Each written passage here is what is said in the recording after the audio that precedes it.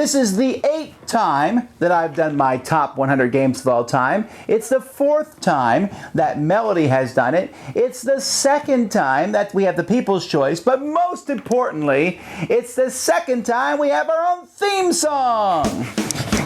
Tom Vasel's top 100 games of all time. All right, well, welcome to the Dice Tower. This is something that we do every year. We do our top 100 games of all time, board games. Let's get started.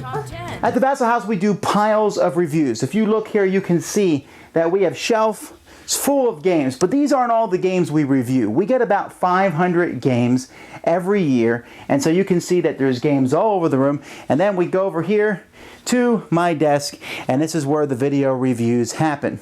But you probably want to know, how do we pick our top 100 games? Melody and I did our list the same way. First, we made a pile of cards that had every game from our top 100s last year, plus every game that we thought might even have the smallest chance of making it into the top 100 list of all time. We then would take one of those cards kind of at random. So let's say we take Flux here.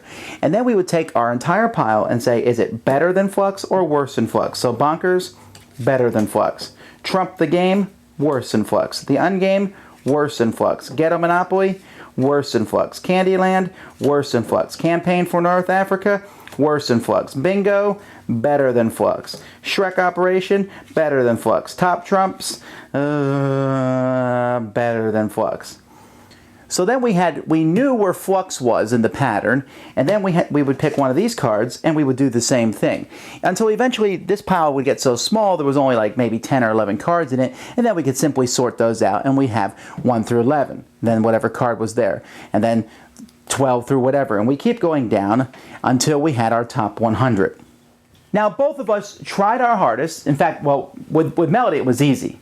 I didn't even show her top 100 from last year. I just put the 100 games together, and then I picked every game I knew that she had played since then that might make her top 100, or prior ones, mixed those all together and gave them to her and had her make a top 100 list. So she was not at all influenced by her last list. I tried not to do that, although it's harder because I have a good memory and I can see everything, but I still mixed everything up and looked at it afresh, and you're going to see changes on my list. You'll definitely see changes on Melody's list. The People's Choice Top 100 we did a little bit differently. We had voting, and almost 1,200 people voted in this, where people would go on the internet and pick their 20 favorite games. You could pick less, but you could pick up to 20 favorite games, and then those would be ranked and all the points added together, and then I made a spreadsheet and made the People's Choice Top 100. So what we're going to be doing is we're going to be showing you 3 different videos each week. The first one will come this Friday. Then after that, we'll show you 2 sets of 3 videos each week. I'm hoping to get them published every Tuesday and every Friday.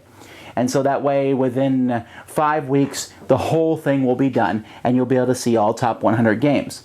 So we're going to separate those in 3 videos. We'll do my top 100 games, which are obviously the best ones. Then we'll do the People's Choice games, which are obviously the second best ones. And then the third best, we'll do Melody's top 100 games. Mine's the best. Okay, well, you might think so. Joining me for the top 100 game People's Choice will be my co-host from Potpourri with V and Z. Z Garcia will be joining me for that, and I'll be joining Melody. And so these videos aren't here to give you reviews of these board and card games. Instead, they're just to give you an overview and show you why they're on our top 100 list. Most of these games we have full videos of somewhere or other where you can watch them and learn more about them. So that's it. Are you guys excited? I am. I'm excited too. We're about to see the top 100. But before we did that, a lot of people ask us how we make our reviews. So what we did is we made a little documentary to show you how reviews are made at the Vasel household. We invited the camera crew in, and they took videos of us and showed the Vasel life at its form. So I'll see you guys on Friday with our top 10 list. Until then, here's how reviews are born. Dice Tower reviews begin in the small town of Homestead, Florida, at the Vasel residence. Join us as we enter this place of fun, laughter, and welcoming people. Let's see how a typical review is made. Each day, Tom Vasel wakes up at 3 a.m., ready to prepare for reviews. A good reviewer needs a fantastic start to each day. Breakfast is the most important meal of the day, and the Vassal family makes sure that they eat proper breakfasts that will help their reviewing skills. Delicious! And don't forget, the leftovers go to the family pet Sparky. Good boy! Each day, Tom Vassal homeschools his children in various classes, all of them necessary to their daily life. Tom believes in doing a good job, so the Vassal family works very hard each day from 5 a.m. until 5 p.m. on research papers, reviews, and essays about board games. This is a fun family activity, and everyone has a great time working together. This is only the first step to good reviews, because the Vassals must determine whether or not a game passes their vigorous standards. When games arrive at the household, several important details are checked, such as theme, quality, and good gameplay. However, the most important feature are the components inside the game. Poor components can ruin a good game's score, while good components can elevate a game to greatness and ensure a good review. Of course, all these games require players, so the Vassals seek out neighbors and passers-by to join them in their games. They joyfully welcome the stranger into their home.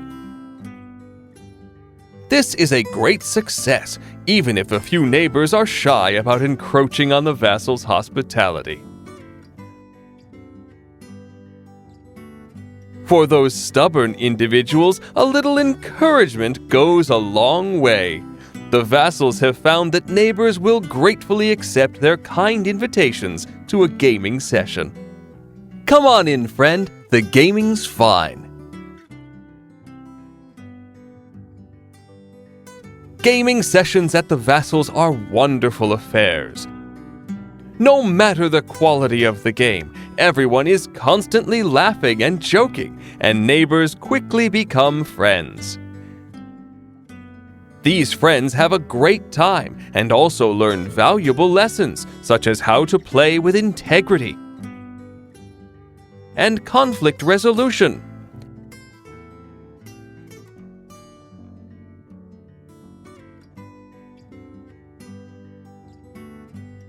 In fact, friends have such a good time that they often run home to tell others and bring them back for more games. The Vassals are keen on this, as they love to have more gaming opponents. Remember, Dice Tower reviews are not just about games, but the people who love them. Maybe next time you can stop by for a visit. Until next time, have fun gaming.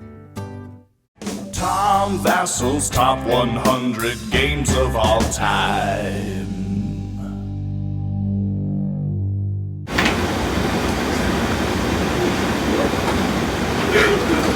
I can't do that because that was too funny. You're supposed to laugh. Okay, now. I'm not laughing. You're the one breaking character. Don't. That's so gross.